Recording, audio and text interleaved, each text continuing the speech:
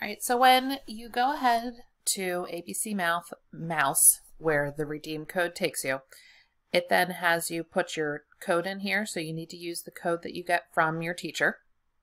So I'm going to type in the code and click submit, and then you'll be able to do the same.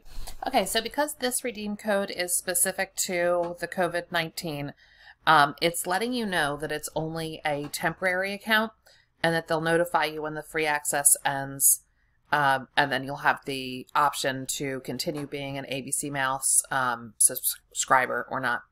So then down here where you're filling in to create your account, it looks like they are actually asking for personal information, not school information. So I'm going to go ahead and enter personal information up here, but for here and state, so school director. I would go ahead and put in your principal. For the school, put in the actual name of your school and your real teacher's name. So I did enter I used my own personal email and put all of the rest of the information that matches my school and put myself as the teacher.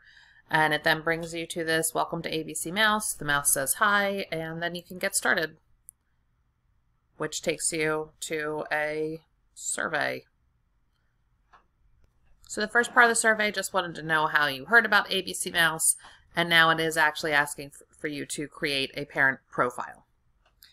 The next page then has you select the information that you need for your student,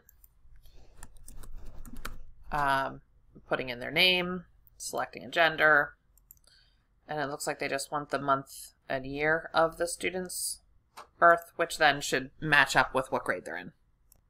At which point it will allow your student to choose their avatar.